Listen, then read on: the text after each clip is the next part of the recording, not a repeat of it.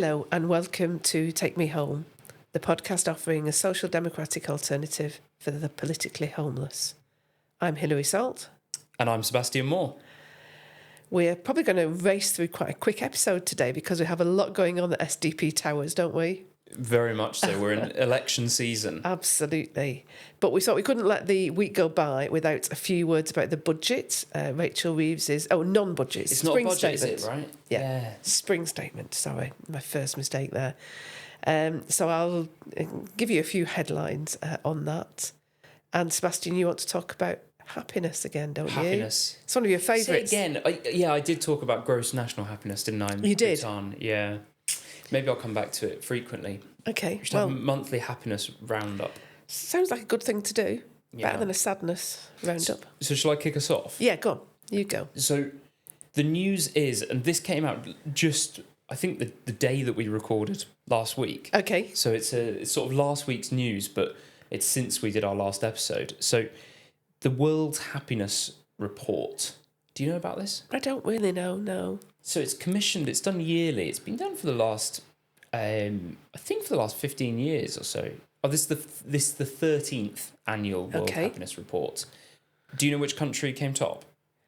I think you told me, so it would be. I would be pretending if I said that I didn't know and pretended to guess. So Finland, Yeah. for the 8th year in a row. Oh, I didn't know that. It's the 8th year in a row. Yeah. Okay. So I think Denmark topped it briefly, and there was a bit of a tussle between Denmark and Finland, and now Finland's sort of gone out into the lead. Okay. So it's basically a survey that's done, commissioned every year, and tests what you might call life satisfaction. Okay. Because I think with happiness, people sort of take it to mean different things, and the way certainly that the Institute for Happiness, the Happiness Research Institute in Copenhagen, which I've told you about before because I've actually visited and met the CEO. They talk about happiness in 3 different ways. So you've got, the first is what you might think of as quite hedonistic. So the pleasures, the short-term pleasures. Yes. The second is life satisfaction. So this is, are you happy with where you're at in your life at the moment? Is your job something that you get meaning from, your relationships, all of the stuff that we sort of, I think often when we talk about happiness, we're actually referring to that second one. Yes. The life satisfaction. Contentedness. Yeah, I think contentedness, that's a way of putting it. And then the third would be eudaimonia. Do you know what eudaimonia is? So that's kind of the feeling of goodness you have. Virtue would be a good word for that, would it? Yeah, I think it's one that exists in a far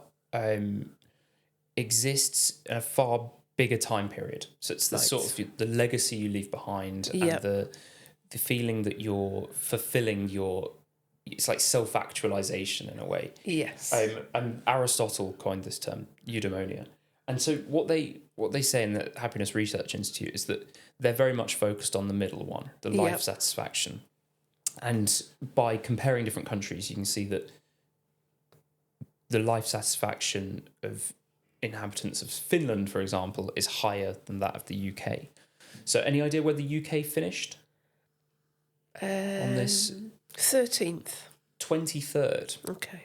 So what 3, right? What you do find is that the developed countries do rank much more highly than undeveloped countries. The US? 17th. 24th. Oh, gosh. Yeah, which is its lowest ever position. So supposedly the US is now less happy under Trump. Oh, well. Maybe. What I love about this is that Finland, for example, it's this article I read about it, said that 90% of Finns use a sauna daily. Every week. 90% of Finns use a sauna every week. Isn't that amazing? I'd love to live in a country where it's just normal practice to use the sauna. I kind of, if you asked me to visualise somebody in Finland, a sauna would definitely be part of the picture. Right. A couple of interesting additions to the top 10, Costa Rica and Mexico. So I think we see with how economies in different parts of the world are developing, and places like Costa Rica and Mexico, you wouldn't have necessarily associated them with the happiness index, because usually it's Scandinavian countries. Yeah.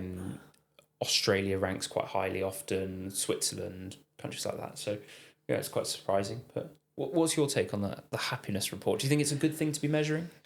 I just think it's such a subjective thing, and I think people generally judge their happiness by how happy, where they are compared to somebody else. So it's very comparable. So aren't there studies that say that even in very poor societies, if you don't have a big difference in wealth, people can be very happy because, they don't feel angry that somebody else has got a lot more than them. But, the fact that those people are happy doesn't mean that they shouldn't see more development and more infrastructure building and be a wealthier society. And I just worry that it kind of potentially stops people being aspirational. I'm happy enough, Do you not think it's you're aspirational to be number one in the world? That which makes the world a better place, makes us invent new things, innovate. But aspirational to be number one in the happiness report. Oh right, okay. Well, I don't know. I mean, Finland. I don't think I'd want to go and live in Finland. Would you? I think right. So I think what this shows us is that Finland can't change its weather. No. Not yet, anyway. And it can't change where it's located, but it can do things like increasing, public facilities, and I think that people will have a stronger sense of culture. We talked about hygge a few episodes ago. I think there is more of a feeling that these things are important, like eating dinner around a table with your family, which we've just lost in the UK. And I think these things are the things that I aspire to. Yeah. Heated pavements as well, they have, don't they? Do they really? Yes. Heated pavements. Wow, that's cool. And every year they try to do an extra sort of study along that goes into the happiness report. So they did an experiment where people would lose their wallets and to see if they were returned. Yeah. And what's interesting is that they were returned twice as much as people had been expecting when they'd asked them how do you think somebody would return the wallet. And so they're saying that this shows that strangers are about twice as kind as people expect them to be. That's good. Which I think is a nice takeaway from this. I do think it can feel when you're watching the news, or God forbid if you go on Twitter and see some of the stuff that people are posting on Twitter, you can get this impression that people are a certain way and are not kind. And yet when it comes down to it, I think generally people are. And I would, even in Manchester, with how low trust that our society has become, I still feel that generally I could go and ask a stranger for help and they would. Absolutely. Yeah. That's the World Happiness Report. Great. Well, our happiness reporter will be back with us in another 6 months, I guess. I love that. That became my job. Yeah. Super. Okay, budget time. Oh, it's not budget. So spring statement. It can only be a budget if there's raising taxes or expenditure. Is that right? And if it can't, for it to be referred to as a fiscal statement, it can't do that, can it? It can't raise taxes. Is that just? Well, it has done some raising of taxes in terms of cutting back on tax evasion, tax avoidance. Sorry. Oh, which is which now? Tax evasion is the illegal one, isn't it? So. I can never remember. I don't know why it's not a budget. It is a budget, really. Let's not get bogged down in the terminology. I think it is, to all intents and purposes, a budget. When we said we'd do this episode, I kind of thought we'll be doing lots of nitty-gritty numbers. And actually, there's not an awful lot of nitty-gritty numbers. So I just perhaps wanted to pull out 3 headlines and 3 comments on the budget, if that's okay. So the 3 headlines, I think the things that people are very aware of that have been in the news a lot are the cuts to some welfare payments and the freezing of some welfare payments in particular the kind of benefits that people have in ill health, the PIP, personal independence payments, and the health element of universal credit. So cutting those, is the thing that's made the big headline, that this is obviously it upset a lot of Labour voters and a lot of Labour MPs, actually. I don't want to focus too much on that because we talked a lot about that a few episodes ago, didn't we? So, but, that's certainly one of the big ticket items in there. There's also changes in departmental spending. So I think the one that most people will have noticed in the news is another 2.2 billion, I think it is, additional spending on defence, which is part of the idea that we're trying to push that up to 2.5% of GDP. I don't know why. That's the only thing we kind of have a target of how much to spend. Rather than saying, how much do we need to spend? We say, we'll try and spend 2.5%. I know some of that's because of political pressure from the US, but it's an odd way to look at things. We never say we need to spend 2% on, house building or anything like that, do we? Anyway, it just as an aside. So there's that's extra spending. There's some of the things people have seen in the news, things like the getting rid of NHS England, so getting rid of some civil servants, but actually employing other civil servants to do things like this crackdown on tax compliance to make sure they get a bigger tax take, to making sure that people pay the tax that they are meant to pay. So that's probably the second kind of area of focus on the budget. The saving on that, though, will just be a projection, won't it? I think it's not necessarily that they're going to actually save that money. I think overall spending is pretty much the same. It's just spent differently because they're doing some capital spending as well, and they're doing some spending on helping people back to work, so through the DWP. So I think they're changing departmental spending rather than reducing it or increasing it. Yeah, it's actually not very much different. I mean, even the defence spending is kind of mirrored by a cut in overseas aid. So overall, there's not a lot of difference there. It's just a different mix. And then the third thing that I thought was quite an important headline was that the OBR have reduced their growth forecast for this year down from 2% to 1%. So halved. I find it really strange that that's not the thing that everybody's talking about. And they've changed their forecasts for the rest of the decade to things like 1.7, 1.8%. So that massive reduction in growth this year, to me, is the most worrying thing about the budget. But it's not really the thing that people have been talking about. So I think those are the things I wanted to draw in terms of what does the budget say.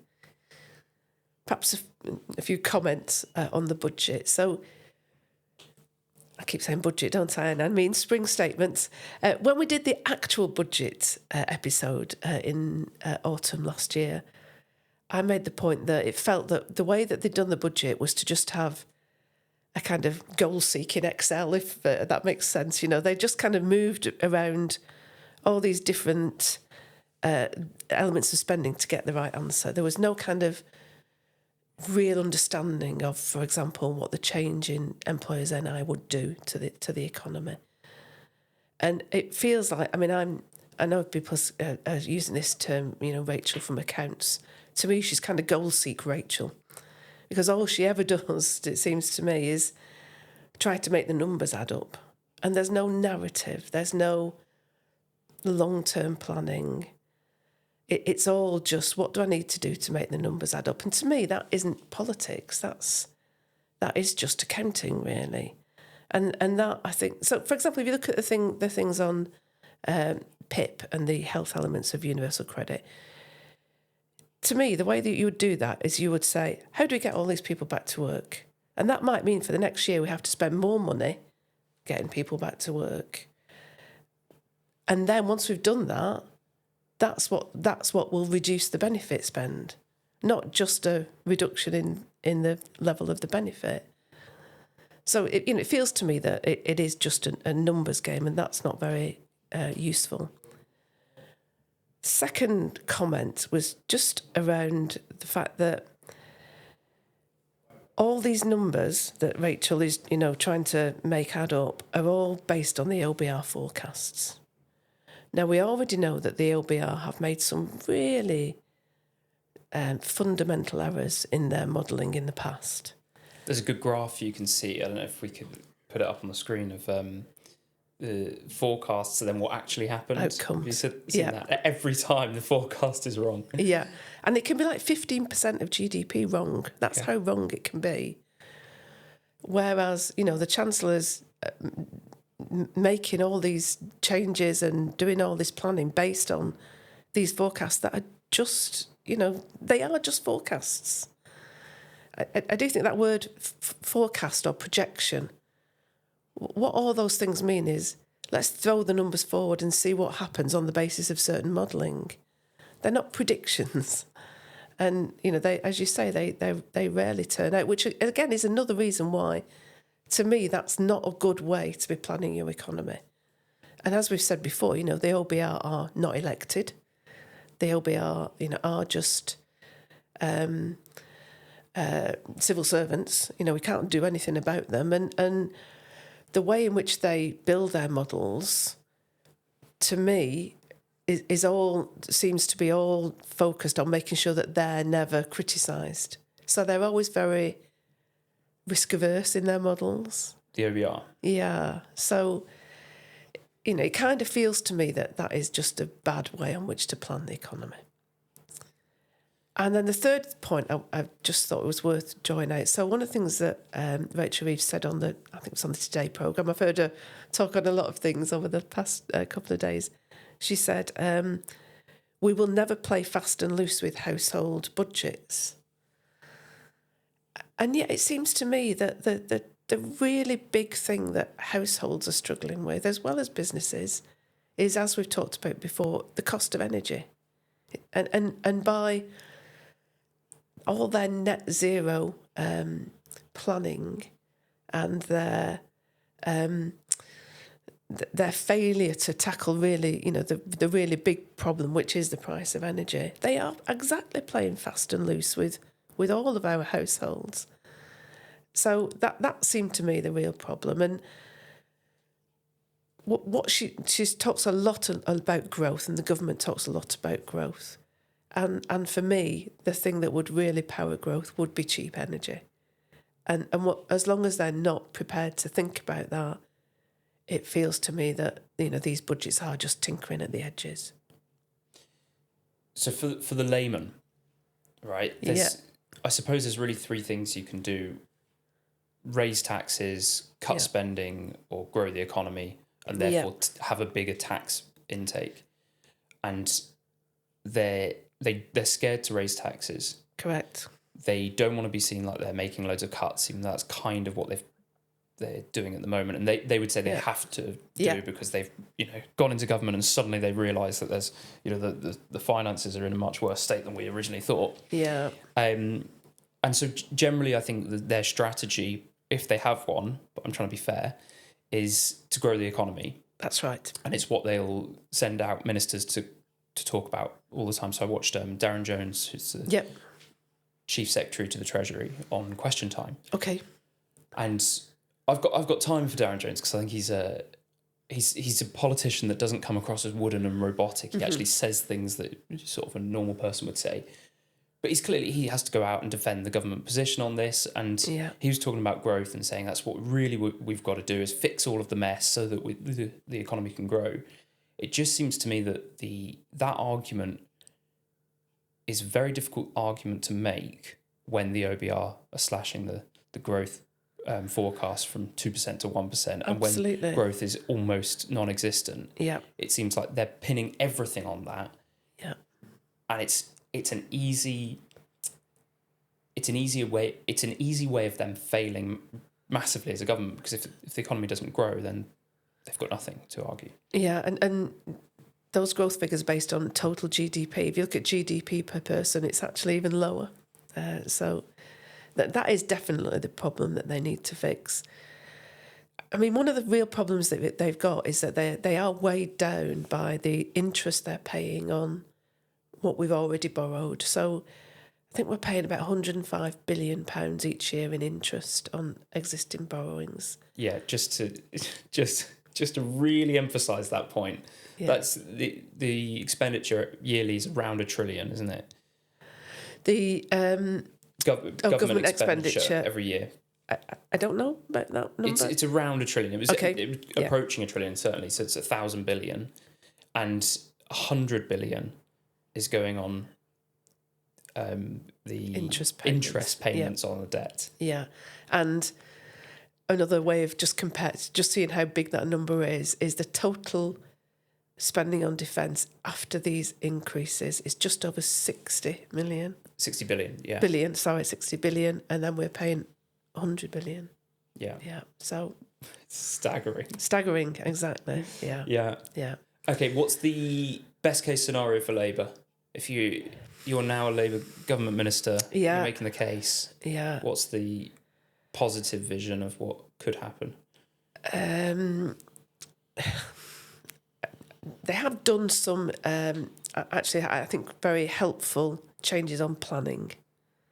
And if they can stick to their guns on that, and we can actually build some, not just houses, but build new industries, then we can get some growth. But I kind of think it's probably looking at 2 or 3 years out. And in the meantime, people, I think, will get very impatient with the government. Okay. So I don't think it looks great. Okay, I can't see Keir Starmer phoning you anytime soon to call you up to the front bench. Do you not think? No. I'm available. Okay, good. So shorter episode. Yes, absolutely, because we have lots to do. Exactly, yeah. Speaking of elections and politicians, probably should be saying good luck to all of our people out there on the streets campaigning. Exactly. So we've got Dave Bettany, Doncaster Mayor. He's running for Doncaster Mayor. We've got Paul Murphy is standing as the candidate for the Runcorn and Helsby by-election. Correct. Which I think is really interesting. Yep. And plenty of local election candidates as well. Yep. So if anybody from the SDP knocks on your door, please do have a chat with them. And as always, please subscribe, share the podcast with your friends and family, and we'll see you next time.